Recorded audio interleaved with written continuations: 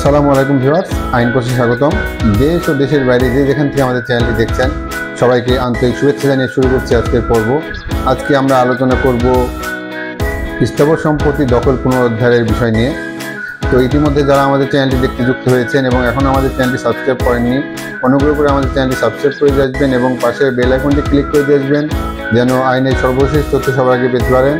এছাড়াও বেশি থেকে বেশি শেয়ার করে ভুক্তভোগী জনগণকে দেখার, জানার এবং প্রতিকার পাওয়ার সুযোগ করে দেবেন। বিভিন্ন সময় আমরা দেখি যে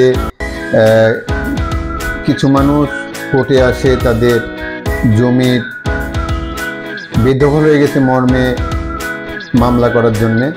তো সাধারণত বিভিন্ন মানুষের জমি অন্য মানুষ জোর করে জবরদখল করে যখন নেয় তখন তার বিরুদ্ধে যে মামলা করতে হয় এটি হলো স্থাবর সম্পত্তি দখল পুনরুদ্ধারের মামলা।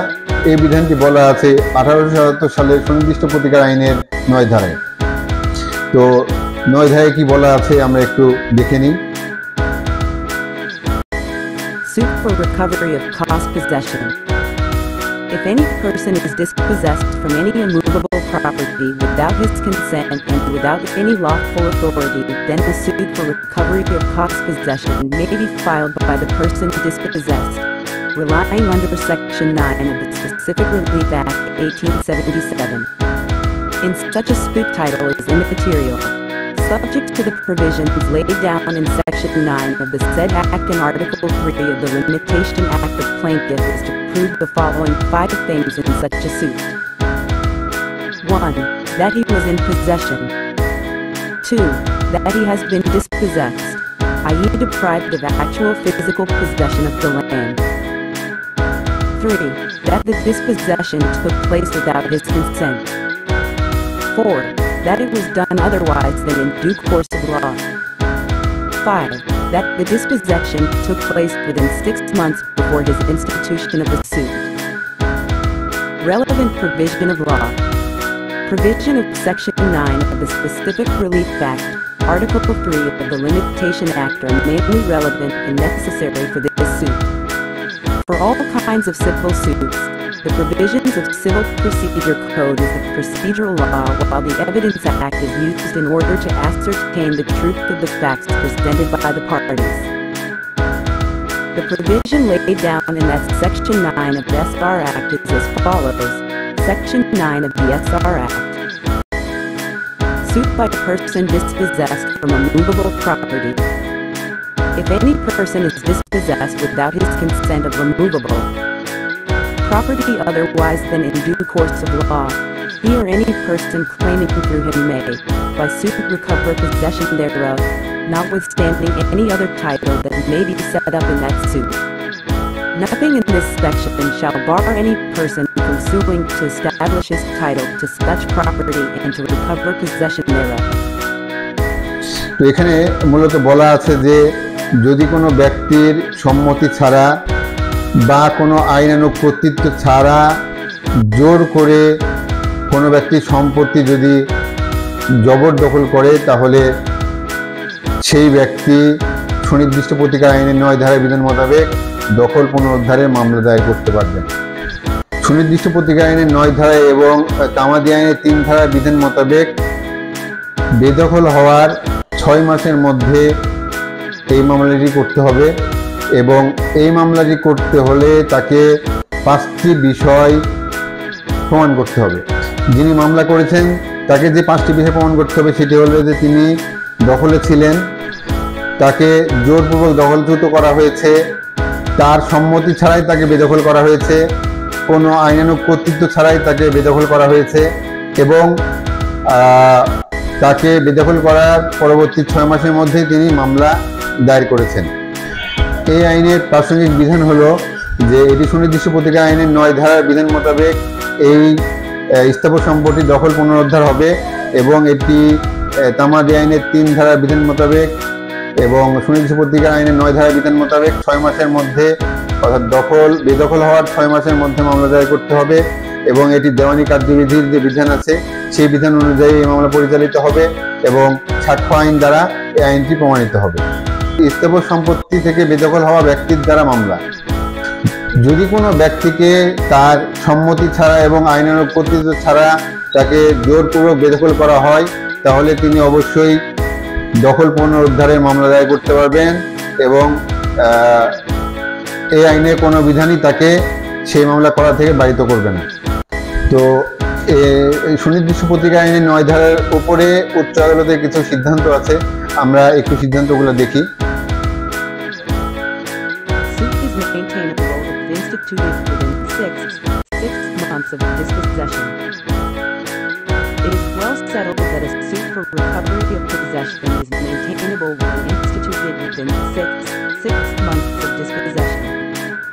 When it is proved that the plaintiff was in possession of the suit land wherefrom he has been dispossessed and that the suit has been instituted within six months of such dispossession, the court is bound to restore the possession in favor of the plaintiff. Spruzaman, N.D. versus Ahmed Ali and others, reported in 11 BSCD 128, followed from 13 NLR, AD 69. বেদখল হওয়ার 6 মাসের মধ্যে যদি মামলাটি করা হয় তাহলে মামলাটি রক্ষণযোগ্য। এটি সুপ্রতিষ্ঠিত নীতি যে যদি বেদখল হওয়ার 6 মাসের মধ্যে যদি বাদী দখল উদ্ধারের মামলা করে তাহলে সেই মামলাটি রক্ষণযোগ্য হবে এবং বাদী যদি এই বিষয়টি প্রমাণ করতে পারে যে তিনি দখলে ছিলেন এবং তাকে 6 মাসের মধ্যেই বেদখল করা হয়েছে, তাহলে আদালত তাকে দখল পুনরুদ্ধারের প্রয়োজনীয় আদেশ প্রদান করবেন। সুরুজ্জামান মোহাম্মদ বনাম আহমদ আলী অ্যান্ড অন্যান্য 11 BSCD 128, 13 MLR AD 69। Defendant may file a suit for partition of purchased shares from dispossessed co-sharers. The law is settled that a suit for recovery of possession filed within 6 months of dispossession is quite maintainable. The defendants who purchased the shares from some co-sharers having no possession in the suit land cannot forcibly enter into the possession thereof by dispossessing the other co-sharer in possession. His remedy lies in properly instituted suit for partition. In the case of Mob Hossain, Swapin versus Diljan BB and others, reported in 11 BSCD 128, followed from 13 NLR, AD 196. আরেকটি সিদ্ধান্ত আছে এরকম যে বেদখলকৃত ব্যক্তি সহশরিকের অংশ কেউ যদি কিনে তিনিও সংশ্লিষ্ট ধারায় মামলা দায়ের করতে পারবেন। এটি আইন দ্বারা প্রতিষ্ঠিত যে বেদখল হওয়ার 6 মাসের মধ্যে যদি মামলা করা হয় তাহলে মামলাটি রক্ষণযোগ্য। যদি কোনো ব্যক্তি বেদখলকৃত সহশরীরের কাছ থেকে কোনো সম্পদ কিনে এবং তিনি দখলে না থাকেন, তার জন্য প্রতিকার হলো যে তিনি বাটোয়ারা মামলা অর্থাৎ পার্টিশন স্যুট বা বাটোয়ারা মামলা করতে পারবেন। তিনি তার সেই ব্যক্তির যিনি সহশরীরের কাছ থেকে দখল ছাড়াই সম্পদ কিনেছেন, যার অন্যান্য শরিকরা জমিটি জবরদখল করে রেখেছে, যে ব্যক্তি কিনেছেন তিনি সহশরিকদের বিরুদ্ধে বাটোয়ারা মামলা করে বা পার্টিশন স্যুট করে তিনি তার প্রতিকার পেতে পারবেন। Title is immaterial. In a suit for recovery of possession under Section 9 of the Act, notwithstanding any other title that may be set up in such a suit, the person dispossessed without the consent or otherwise been in due course of law can claim for recovery of possession. In the case of MD, Abdul Roof versus Abdul Halim and others reported in 49 DLR, AD 133.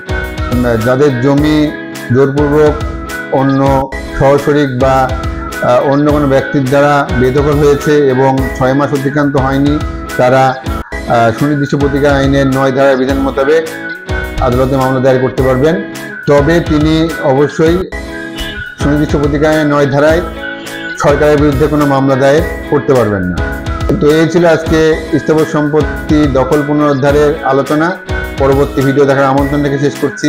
আল্লাহ হাফেজ।